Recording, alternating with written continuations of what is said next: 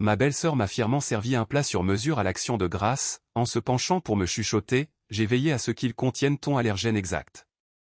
Elle a cessé de respirer, au moment même où j'ai glissé mon assiette jusqu'à son mari, et que je l'ai regardé prendre la toute première bouchée.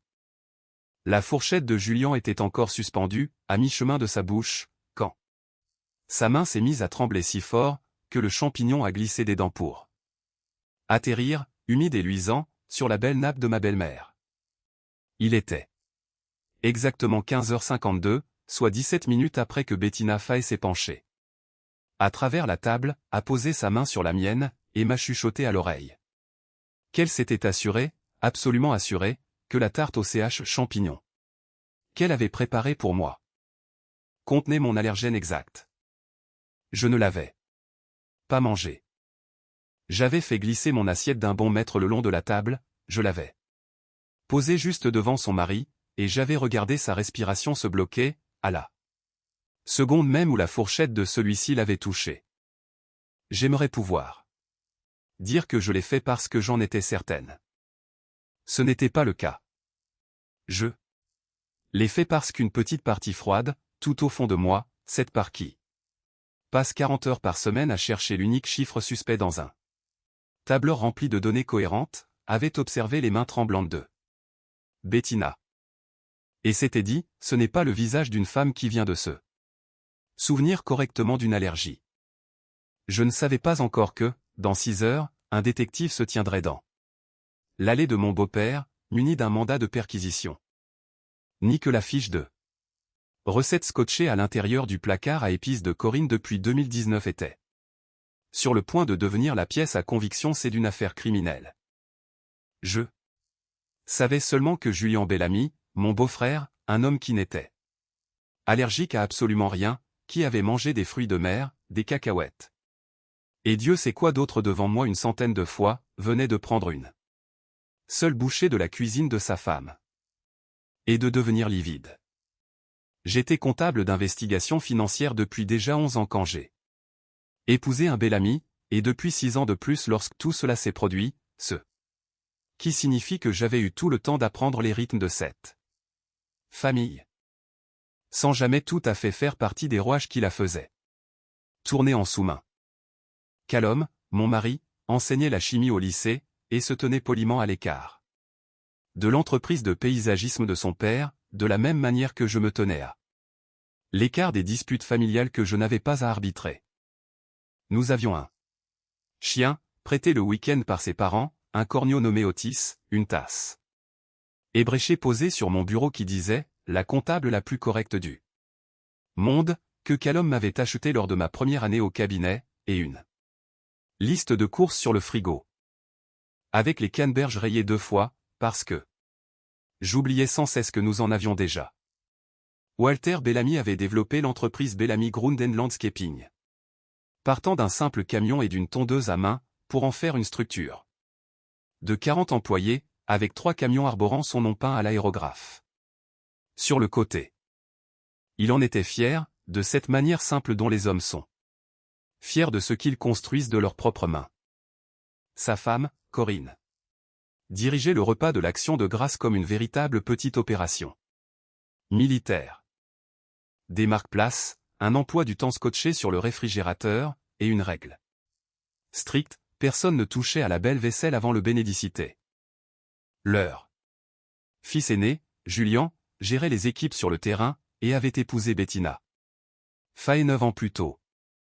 Elle avait gardé son nom de jeune fille, ce que Corinne mentionnait avec approbation à la moindre occasion, et elle avait discrètement repris la comptabilité de l'entreprise peu après le mariage, de la façon dont les gens s'approprient les tâches dont personne d'autre ne veut. Bettina me plaisait bien, de cette manière sans grand enjeu dont on apprécie un membre de la famille qu'on ne voit que 6 fois par an. Elle se souvenait que je ne buvais pas de café après 14 heures. Elle m'avait demandé une fois, avec ce que j'avais pris pour de la simple délicatesse, à quel point mon allergie aux noix était grave, si c'était juste une histoire d'estomac et d'urticaire, ou s'il fallait appeler une ambulance. Comme elle envisageait d'essayer une nouvelle recette de tarte pour les fêtes, et qu'elle voulait être prudente, je lui avais répondu, appelez une ambulance. Elle l'avait noté. J'avais trouvé cela charmant. 6 ans, c'est assez long. Pour apprendre les codes implicites d'une famille, sans jamais tout à fait réussir à les reproduire. Je savais que Corinne préférait son café dans le mug bleu, et non dans le blanc, que Walter racontait les 3 mêmes histoires. Chaque année sur l'hiver où il avait failli perdre son entreprise à cause d'une boîte de vitesse cassée, et que Julian et Callum se disputaient gentiment. À chaque action de grâce, pour savoir à qui venait le tour de découper la dinde. Bien que ce fût la tâche de Walter depuis 40 ans, et qu'aucun d'eux n'eût encore touché un couteau. Lors de mon tout premier repas d'action de grâce chez les Bellamy, bien avant que Callum et moi ne soyons mariés, j'avais passé 45 minutes seul dans la salle de bain des invités, simplement parce que je ne savais pas où se rangeaient les choses. Et que j'étais trop embarrassé pour demander. Corinne avait fini par me trouver, m'avait tendu une pile de serviettes à plier. Et m'avait dit que le pliage était de toute façon la seule tâche qui comptait. Vraiment. Je n'ai jamais oublié cela. C'est en partie pour cette raison que, même après le mois d'octobre, une part obstinée de moi-même continuait d'espérer qu'il existait une version de l'histoire où je me trompais. Je n'y ai plus repensé avant ce fameux mardi d'octobre, lorsque Walter m'a appelé pour l'aider à trouver un formulaire destiné à son comptable. Rien de dramatique, juste un formulaire 1099 égaré. Je me suis retrouvé assise à son bureau pendant 40 minutes, devant son ordinateur portable ouvert, à regarder des chiffres qui n'avaient absolument rien à faire là. J'avais ouvert son dossier QuickBooks, car c'est là qu'il m'avait dit que le formulaire serait classé. Et ce que j'ai trouvé à la place, c'était un fournisseur nommé Larkspur Staffing Solutions, payé $1860 un vendredi sur 2 depuis 14 mois. Aucune facture n'était jointe, aucun formulaire W9 n'était enregistré, et aucun employé de chez Bellamy Groen n'avait jamais entendu parler d'une agence de placement de ce nom. J'ai fixé cet écran comme je fixe n'importe quel chiffre qui ne tombe pas juste, sans alarme pour l'instant. Simplement intrigué, de la même façon qu'on regarderait à 2 fois un étranger qui porte le même nom de famille que vous. Je me suis dit qu'il y avait probablement une explication ennuyeuse, un sous-traitant, ou un bug dans la liste des fournisseurs. J'en ai parlé à Walter. Sur un ton léger, comme on signalerait une simple faute de frappe, dit, c'est qui, Larkspur? Je l'ai regardé hausser les épaules et me répondre que Bettina gérait tout cela. Elle était une magicienne avec les comptes, lui faisant économiser une fortune par rapport à un comptable externe. Je n'en ai pas parlé du tout à Bettina. Je me suis dit que je ferais des recherches appropriées après les fêtes, discrètement, comme on m'avait appris à le faire. Vérifier avant d'accuser, car une accusation que l'on ne peut pas appuyer sur des documents est bien pire que le silence. 2 jours plus tard, Bettina a appelé au bureau pour me demander, de façon très détachée, si Walter m'avait montré quoi que ce soit sur l'ordinateur. J'ai répondu que nous cherchions simplement un 1099. Elle a ri et a dit, bien sûr, le cerveau en surchauffe pendant la saison des impôts. Et dans la semaine qui a suivi, les identifiants de connexion QuickBooks que Walter avait toujours utilisés ont été modifiés. Quand il lui a demandé les nouveaux codes, elle lui a dit de ne pas s'en faire, qu'elle s'occuperait elle-même de tout ce dont il aurait besoin. Pas la peine qu'il aille fouiller là-dedans et risque de casser quelque chose. Mon estomac s'est noué quand il m'a raconté cela, surtout parce que Jean reconnaissait le schéma, cette restriction d'accès spécifique, enrobée d'une serviabilité excessive, que j'avais déjà observée dans une douzaine d'autres entreprises. Toujours juste avant de découvrir ce que tout le monde s'efforçait si gentiment, de m'empêcher de trouver. J'ai donc fait ce que je fais dans la vie pour gagner mon pain. J'ai demandé à Walter, l'air de rien, si je pouvais faire une copie de sauvegarde du fichier comptable pour mes propres archives. Qu'il était plus prudent d'avoir une copie non liée à un seul identifiant, ce qui était vrai, et ce qu'il a accepté sans y réfléchir à 2 fois, car il me faisait confiance de cette façon dont on fait confiance à un membre de la Famille envers qui on n'a jamais eu de motif de suspicion. J'ai téléchargé 14 mois d'historique de transactions sur une clé USB de la taille d'une boîte d'allumettes, je l'ai glissé tout au fond de mon tiroir à chaussettes, et je me suis répété que ce n'était que de la simple diligence professionnelle. Je n'accusais personne. Je constituais un dossier, exactement comme je le ferais pour n'importe quel client, afin que, lorsque je le présenterai à toute la famille après les fêtes, calmement, pièce justificative à l'appui, comme je faisais toujours, personne ne puisse dire que j'avais tout inventé. Ni que j'avais agi dans leur dos. C'est pourtant ce que j'avais fait, de toute évidence. C'est juste que je ne m'étais pas encore autorisé à le formuler ainsi. J'en ai tout de même parlé à une personne extérieure à la famille, Harold Voss. L'associé qui m'avait formé au cabinet, 26 ans d'expérience en comptabilité d'investigation financière, et doté de l'humour le plus caustique, sous la direction duquel j'ai jamais travaillé. Je lui ai décrit les transferts. Sans citer de nom, comme on le fait quand on n'est pas encore sûr de décrire un crime ou une simple coïncidence. Il m'a écouté pendant une longue minute avant de me dire exactement ce que je ne voulais pas entendre, que si c'était la mission d'un client, j'aurais déjà franchi le point où l'IDD, attendre après les fêtes, était un plan défendable. Documente tout, m'a-t-il dit. Ne confronte personne seul. Et pour l'amour de Dieu, arrête d'appeler cela une simple anomalie maintenant que tu en as sauvegardé 14 mois sur un disque personnel. À ce stade, cela porte un tout autre nom. Je lui ai dit que j'allais y réfléchir. Je suis rentré chez moi, et je n'ai absolument rien dit à Callum. Car une partie de moi croyait encore que je pourrais offrir toute l'affaire à la famille, emballée comme un cadeau en décembre, propre et indiscutable, sans que personne n'en souffre entre-temps. Le dimanche précédant l'Action de grâce, lors du dîner d'avant-fête chez Corinne, Bettina a abordé le sujet d'elle-même, devant tout le monde, au-dessus du gratin de haricots verts. Walter dit que vous avez fouiné dans les comptes. Tous les deux, a-t-elle lancé avec un sourire. Elle tenait son verre de vin par le pied, comme elle le faisait toujours. Est-ce que je devrais m'inquiéter que la comptable ne fasse pas confiance à la famille? Tout le monde a ri. Ce rire facile que pousse une assemblée quand elle veut absolument qu'une plaisanterie reste une plaisanterie. J'ai ri également, en marmonnant quelque chose sur les risques du métier. Toujours en train de chercher l'anomalie. Mais elle a soutenu mon regard une demi-seconde de trop. Pour que ce soit purement amical. Ma gorge s'est serrée, sans que je comprenne encore pourquoi. Plus tard, dans la voiture, Callum m'a demandé si tout allait bien avec Bettina.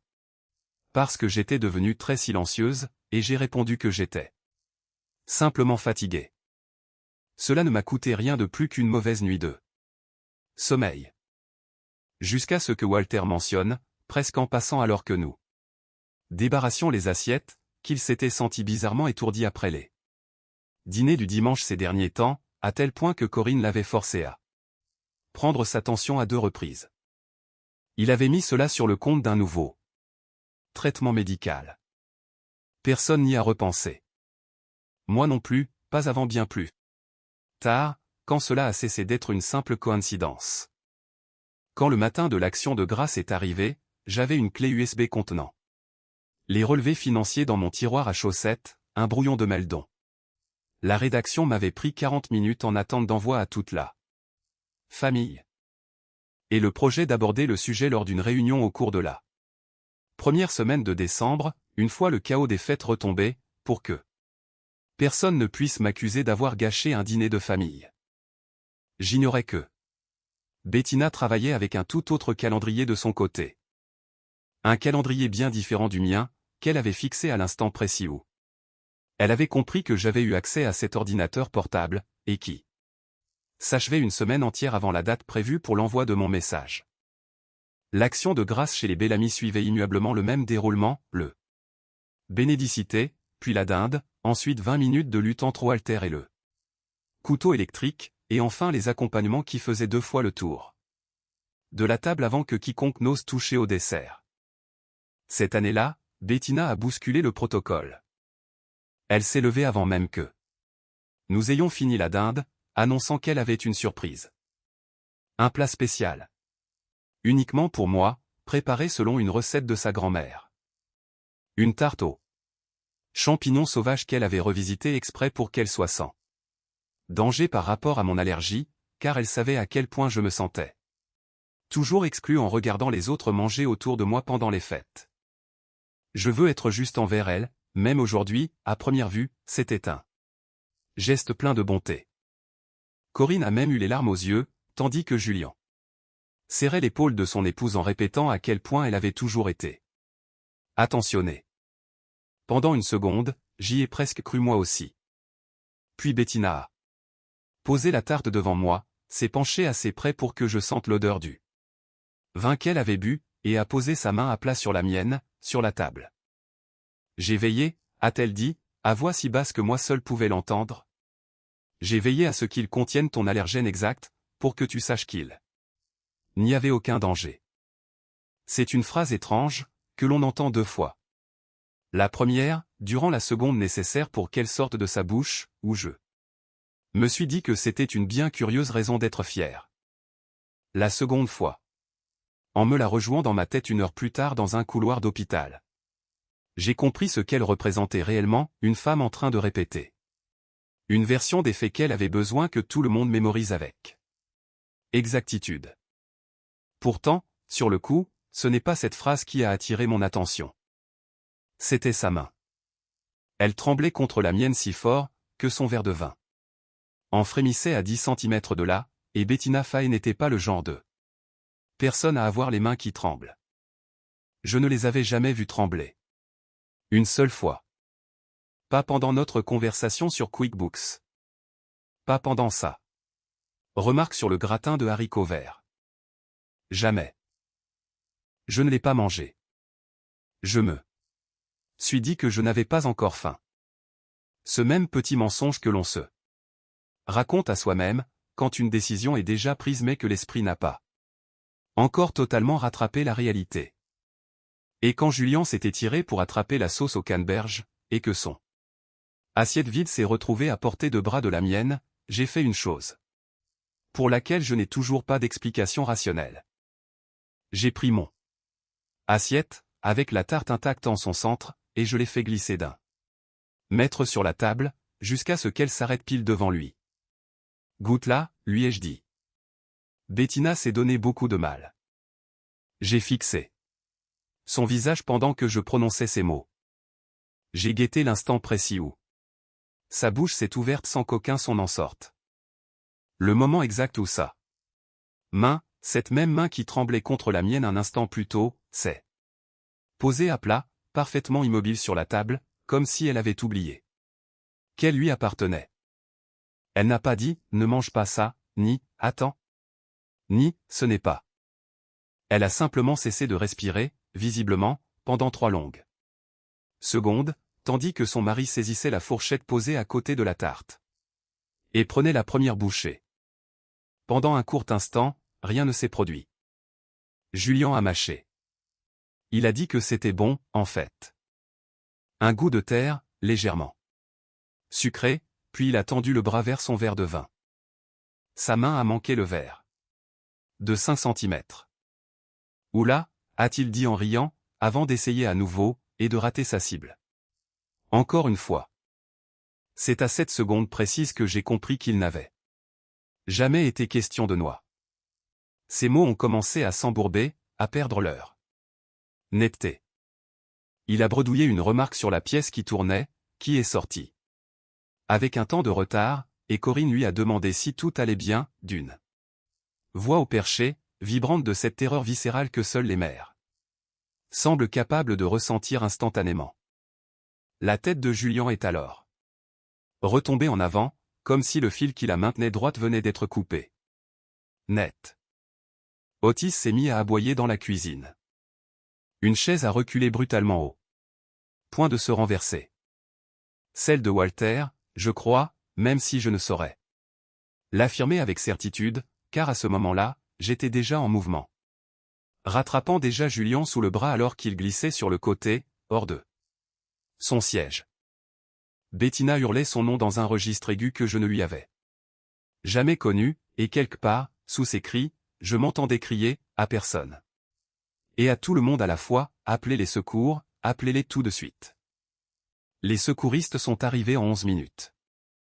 Le pouls de Julien était perceptible mais lent, ses pupilles réagissaient à peine, et sa respiration était si superficielle que le plus âgé des ambulanciers, un homme corpulent qui ne semblait jamais pressé et s'était simplement présenté sous le nom de Ray, a prononcé le mot « voie respiratoire » 2 fois de suite, rapidement, à l'attention de son collègue, sur ce ton sec qui signifie qu'il n'y a pas de temps à perdre. Ils l'ont installé sur un brancard, et ont franchi la porte en moins de 4 minutes. Bettina est montée dans l'ambulance. Nous autres avons suivi dans 2 voitures différentes, sans qu'un seul mot ne soit prononcé. Otis était resté enfermé dans la buanderie, aboyant toujours dans cette maison devenue, d'un seul coup, absolument silencieuse. La salle d'attente sentait le café brûlé et ce désinfectant typique que les hôpitaux utilisent. Callum a rempli les formulaires d'assurance de Julien de mémoire, parce que les mains de Bettina tremblaient trop pour qu'elle puisse tenir un stylo. Je me tenais assise en face d'eux, mémorisant les motifs du tapis, car c'était bien plus facile que de regarder le visage de qui que ce soit. Un enfant en bas âge regardait des dessins animés sur un téléphone, avec le volume beaucoup trop fort. Personne ne lui a demandé de baisser le son. À l'hôpital, le docteur Priya Osei, la médecin urgentiste de garde forte de 11 ans d'expérience en médecine d'urgence, nous a-t-elle précisé plus tard, le genre de détail qu'on ne donne à une famille que lorsqu'on veut obtenir rapidement sa confiance. Nous a rejoints dans la salle d'attente avec ce calme bien particulier que les médecins adoptent quand ils n'ont pas encore de mauvaises nouvelles, mais ne l'excluent pas non plus. Julien était stable, nous a-t-elle annoncé, il respirait sans assistance, et ses constantes s'amélioraient. Ils avaient lancé des analyses toxicologiques de routine dès son admission car, quoi que ce fût, cela ne ressemblait à aucune réaction allergique qu'elle avait pu observer en 15 ans de carrière. Bettina lui a soutenu qu'il s'agissait des noix. Elle l'a répété à 3 reprises, à 3 personnes différentes, en utilisant exactement la même formule à chaque fois, ma belle-sœur a une allergie aux noix. J'ai fait une erreur dans la recette.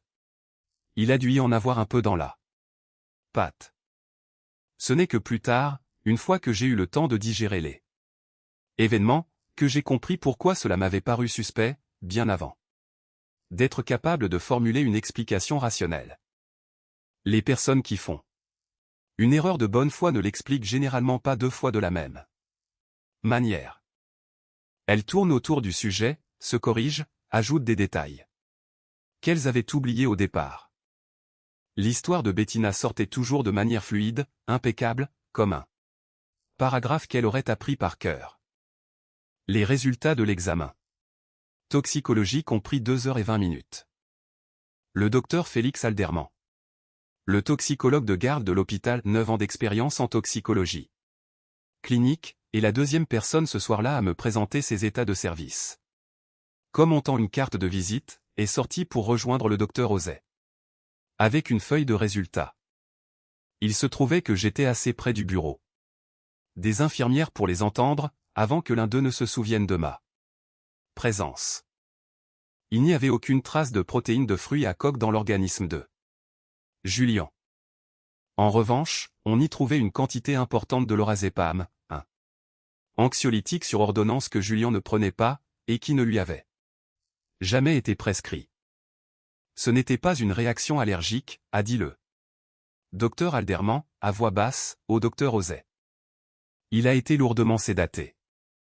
J'ai appris plus tard que Bettina disposait d'une ordonnance permanente de lorazépam, renouvelée tous les mois, et dont le dosage n'avait cessé d'augmenter depuis près de 2 ans.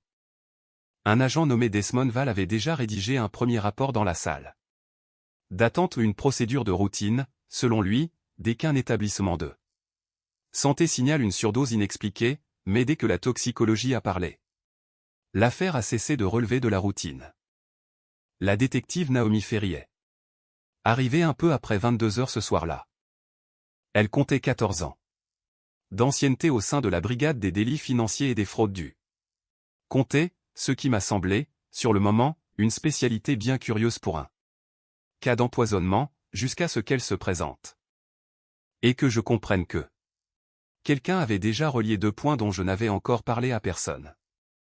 Madame Sokolova, a-t-elle dit. Elle avait prononcé mon nom, et non celui de Bellamy, ce que j'ai remarqué malgré l'état de choc où je me trouvais. Je crois savoir que vous avez examiné de près certaines irrégularités financières au sein de la société Bellamy Grunden Landscaping. Je n'avais rien dit à la détective. Je n'en avais parlé à personne d'autre qu'à Walter, lequel était assis, le visage pâle, sur une chaise en plastique, ses mains serrées autour d'un gobelet de café qu'il ne buvait pas, et qui me regardait avec une expression d'excuse peinte sur les traits avant même d'ouvrir la bouche. J'ai appelé mon comptable, m'a-t-il dit tout bas. Après le départ de l'ambulance, je ne savais plus quoi faire. Il m'a dit qu'il fallait que je signale ce que tu avais découvert avant que. Il s'est interrompu. Il n'a pas fini sa phrase. Mais j'ai parfaitement compris ce qu'il s'apprêtait à ajouter. Avant qu'il ne t'arrive quelque chose à toi aussi. J'ai tout confié à la détective Ferry cette nuit-là. La clé USB. Les 14 mois d'historique de transactions. Les virements récurrents de $1860 effectués un vendredi sur 2 vers Larkspur. Staffing Solutions, une entreprise sans adresse, sans employés et qui, après vérification par Ferry le lendemain matin, n'avait aucune existence légale. Au-delà d'une unique déclaration déposée auprès de l'État 3 ans auparavant, désignant Bettina Fay comme mandataire social. L'audit que ces services ont finalement mené a révélé que ce système durait en réalité depuis 31 mois, et non 14. Je n'avais eu accès qu'au compte actif, ignorant tout d'un compte plus ancien que Bettina avait discrètement fermé et vidé de sa substance, bien avant que je ne m'asseye devant l'ordinateur de Walter. Au total, un peu plus de $200 000 s'étaient évaporés de l'entreprise pour atterrir sur un compte de paris sportif en ligne. Ouvert au seul nom de Bettina, un compte dont Julien, une fois qu'il a été en état de répondre, a juré qu'il n'avait jamais soupçonné l'existence. La fiche de recette a été saisie comme preuve 2 jours après, sous la désignation de pièces à conviction. C'est selon le registre des scellés que la détective Ferry nous a lu. C'était cette même fiche, scotchée à l'intérieur du meuble à épices de Corinne depuis 2019, rédigée de la main de Bettina, à laquelle avait été ajoutée une ligne de substitution, écrite d'une encre différente et plus récente, noix écrasées, 2 CAC pour respect de l'allergie. Le laboratoire qui a analysé les restes de la tarte n'y a trouvé absolument aucune trace de noix. En revanche, ce qu'ils ont détecté correspondait, milligramme pour milligramme, à ce qui manquait dans un flacon partiellement vidé de l'ordonnance personnelle de Bettina, retrouvée dans son sac à main. Flacon auquel il manquait environ 2 semaines de traitement qui aurait pourtant dû s'y trouver selon les registres de sa pharmacie. Elle a construit l'histoire de l'allergie avant même de cuisiner sa tarte. M'a confié la détective Ferry, de cette voix neutre et posée que je l'imagine utilisée avec toutes les familles à qui elle doit annoncer ce genre de vérité. Cette note sur la substitution de l'ingrédient n'était pas une erreur qu'elle avait commise. C'était une erreur qu'elle avait planifié de faire découvrir. Le bureau du procureur a retenu 11 chefs d'accusation pour fraude électronique, 1 pour détournement de fonds, et puisque la loi traite le fait d'introduire une substance réglementée dans la nourriture de quelqu'un comme un crime distinct en soi. Peu importe qui finit par la consommer, un chef d'empoisonnement de produits alimentaires ou médicamenteux, ainsi qu'une accusation de mise en danger délibérée de la vie d'autrui, spécifiquement liée à ce qu'avait subi Julien. La caution a été fixée à $75 000. Julien, qui était encore légalement son époux à ce moment-là, a refusé de la payer. Walter a engagé un avocat spécialisé en droit de la famille et des affaires sous 48 heures, une femme à la voix douce nommée Marguerite Soli. Elle était spécialisée dans les litiges commerciaux, non dans la défense pénale, et a passé leur premier entretien à leur expliquer avec beaucoup de tact que cette affaire dépassait de loin ses compétences directes. Elle a néanmoins accepté de les accompagner, principalement pour assister à la réunion à huis clos que la détective Ferry avait organisée avec la famille la semaine suivante. Une réunion au cours de laquelle Ferry a exposé la chaîne de traçabilité de la fiche de recettes, les dossiers pharmaceutiques et les réquisitions bancaires, le tout dans des termes si clairs que même Corinne, les phalanges crispées sur les accoudoirs de sa chaise, a admis après coup qu'elle comprenait enfin précisément ce que sa belle-fille avait fait, et depuis combien de temps elle s'y livrait. Dans les couloirs de l'hôpital, ce soir-là, tout le monde n'avait pas les yeux rivés sur Bettina. Corinne m'a demandé une fois, à voix basse, si je savais, si je savais vraiment, et non si je soupçonnais simplement, ce que contenait ce plat quand j'avais fait glisser l'assiette vers son fils. Je lui ai répondu la vérité, c'est-à-dire non. Je ne savais pas. Je savais seulement que quelque chose ne tournait pas rond. Elle ne m'a plus adressé la parole pour le reste de la nuit. J'ai compris qu'une partie d'elle aurait préféré que je réponde oui, une réponse qui lui aurait permis de déverser sa colère sur moi, plutôt que sur la femme qu'elle avait accueillie dans sa famille 9 ans plus tôt. Je ne pouvais pas lui offrir cette échappatoire. Je ne pouvais pas non plus lui dire que, si j'avais parlé au lieu de faire glisser cette assiette, si j'avais exprimé mon instinct à haute voix plutôt que de le tester sur le mari d'une autre, rien de tout cela ne serait arrivé à Julien. Cette vérité, je l'avais comprise toute seule, sans que personne n'ait besoin de me la souffler, et elle m'a pesé sur le cœur pendant un très long moment par la suite. Le mandat pour perquisitionner les bureaux de Bellamy Grund, ainsi que l'ordinateur personnel de Bettina, ne serait pas exécutoire avant le lendemain après-midi. La justice ne s'active pas la nuit de l'action de grâce, pas même pour une affaire comme celle-ci. Cela laissait un intervalle d'environ 18 heures entre l'instant où j'avais remis ma clé USB à la détective Ferry, et celui où une autorité légale pourrait enfin saisir les fichiers d'origine toujours stockés sur l'ordinateur portable de Bettina. Aucune poursuite n'avait encore été engagée cette première nuit, il n'y avait que des questions, et des questions ne valent pas une arrestation. Bettina est rentrée chez elle, dans cette maison où se trouvait l'ordinateur portable. Je n'ai pas fermé l'œil de la nuit. À 4 heures du matin, j'étais encore assise sur une chaise dans la chambre d'hôpital de Julien, à observer les chiffres du moniteur qui commençait enfin à évoluer dans la bonne direction. C'est à ce moment-là que mon téléphone a vibré. Je veux protéger ce qu'il reste de ma famille, avait écrit Bettina. Toi aussi. Si tu leur dis que c'était un accident, que tu as mal compris, que c'est toi qui t'es trompé au sujet de l'allergène, rien de tout cela n'éclaboussera le nom de Julien, ni le tien. Tout le monde se souvient que c'est toi qui as mis cette assiette devant lui. Réfléchis à ce que cela va donner. Mes mains sont mises à trembler de plus belle tandis que je relisais le message une seconde fois. Elle n'avait pas tort sur l'apparence que cela prendrait. J'avais revu ce geste. Cette assiette glissant sur la table, plus de fois en 6 heures que je ne saurais le dire. Et une part froide, épuisée de mon esprit savait qu'un avocat de la défense pourrait facilement broder un récit sordide autour d'une comptable d'investigation financière qui avait glissé un plat non testé à un parent sans méfiance.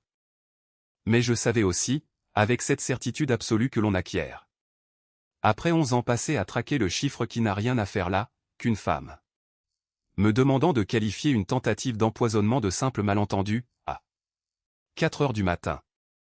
Alors que son propre mari était encore sous assistance respiratoire, ne se souciait de la famille de personne d'autre que de sa propre liberté.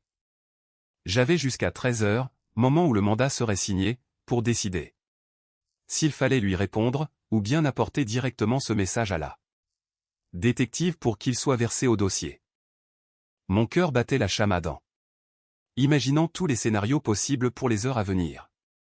Bettina effaçant le disque dur de l'ordinateur portable avant l'arrivée des policiers. Bettina appelant Walter, le manipulant comme elle avait manipulé cette famille durant 9 ans, pour le convaincre qu'il s'agissait d'un terrible quiproquo avant même que l'audit ne fasse éclater la vérité. Ou pire encore, Bettina décidant que, si son mensonge ne pouvait plus tenir, elle n'avait plus rien à perdre. J'ai réveillé Callum à 5 heures pour lui parler de ce message. Il l'a lu à 2 reprises, la mâchoire crispée, de cette façon qu'il avait de contenir ses mots pour ne pas dire une chose qu'il regretterait, puis il m'a demandé d'une voix douce si je croyais vraiment que sa propre belle-sœur venait de me menacer depuis une chambre d'hôpital. Je lui ai répondu que oui. Il n'a pas discuté. Il est resté assis, la main posée sur mon genou, pendant que je tapais le message destiné à Ferry. En le regardant, j'ai compris que, quoi qu'ait été cette famille avant ce repas d'action de grâce, elle ne le serait plus jamais. À 6h40 du matin, j'ai appelé la détective Ferry pour lui lire le message mot pour mot. Ne répondez pas, m'a-t-elle ordonné. Et Madame Sokolova s'était un excellent réflexe de nous appeler tout de suite au lieu de garder cela pour vous. C'est précisément l'erreur que les gens commettent d'ordinaire. Le mandat a été exécuté à 13h15 cet après-midi-là. Les officiers ont trouvé l'ordinateur portable déjà vidé de ses données, une réinitialisation d'usine ayant été lancée à 5h52 du matin, soit 6 minutes. À peine après que j'eus raccroché avec Ferry. Cependant, la banque de la société Écran disposait toujours de ses propres relevés, qui avaient fait l'objet d'une réquisition distincte, et le rapport toxicologique de Julian existait bel et bien, que l'ordinateur soit vierge ou non. Bettina avait passé ses dernières heures de liberté à tenter d'effacer une forme de preuve, alors qu'une autre preuve matérielle, totalement hors de sa portée, était déjà conservée en sécurité dans un laboratoire à 5 km de là.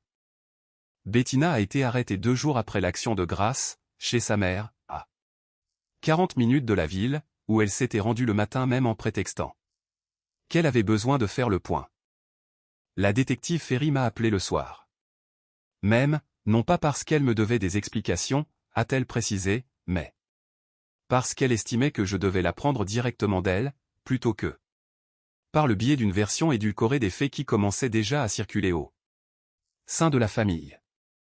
La famille s'est réunie chez Walter et Corinne le dimanche suivant, autour de la même table, recouverte de la même nappe blanche, lessivée depuis la tache laissée par le champignon tombé de l'assiette de Julien n'était plus visible, à moins de savoir exactement où regarder. Julien était là, sorti de l'hôpital. Depuis 3 jours à peine, plus amaigri que je ne l'avais jamais vu. Il se tenait très immobile pendant que la détective Ferry exposait à l'Assemblée ce que le rapport toxicologique et les relevés bancaires révélaient lorsqu'on les assemblait, l'empoisonnement et la fraude, 2 délits qui n'avaient en réalité jamais été distincts. Dans les 2 cas, Bettina s'était lancée dans une course contre la montre. Et les 2 s'étaient effondrés la même semaine, pour la même et unique raison. Elle m'a dit qu'elle avait veillé, ai-je déclaré quand mon tour est venu de m'exprimer. J'ai vu Corinne tressaillir à ce mot avant même que je n'eus terminé ma phrase. C'est exactement ce qu'elle m'a chuchoté à table, j'ai veillé. J'ai laissé un court silence s'installer. Elle avait effectivement veillé à beaucoup de choses, mais pas à ce qu'elle prétendait.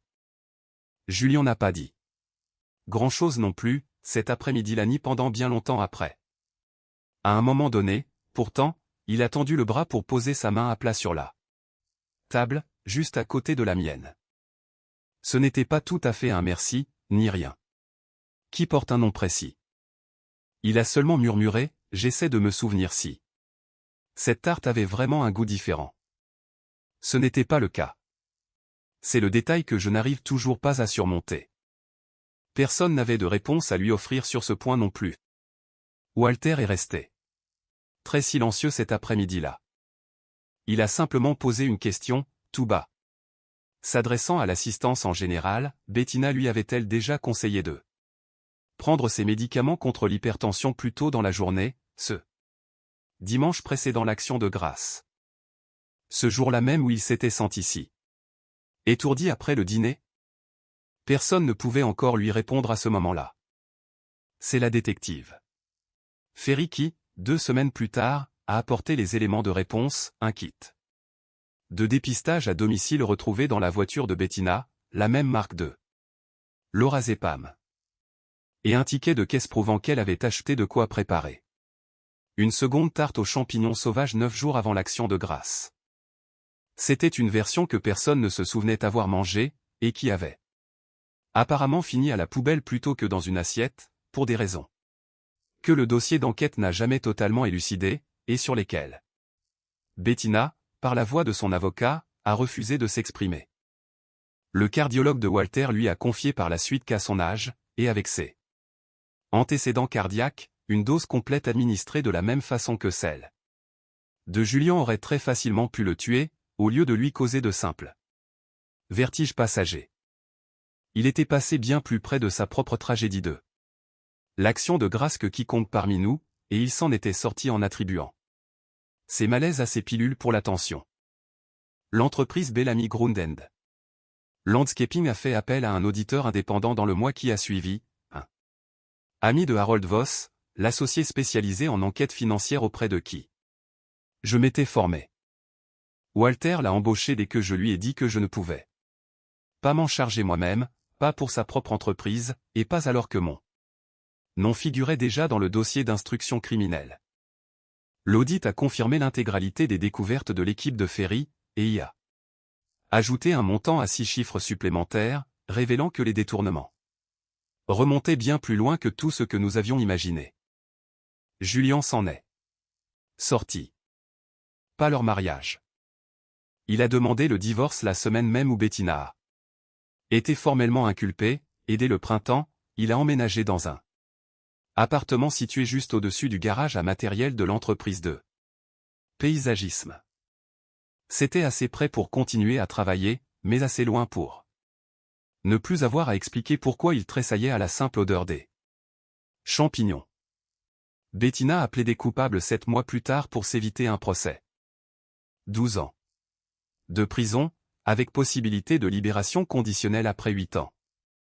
J'ai assisté à l'audience, principalement pour soutenir Julien, qui m'avait demandé de m'asseoir à ses côtés et qui ne m'a pas lâché la main une seule seconde tout au long de la procédure. Le procureur adjoint Owen Delacroix a lu les réquisitions de peine pour les consigner au dossier, et vers la fin de sa lecture, presque de manière anecdotique, il a évoqué le dosage que Bettina avait utilisé. Un dosage calculé, a-t-il précisé, pour le gabarit et le poids d'une personne comme Reine Sokolova, ne présentant aucun antécédent cardiaque.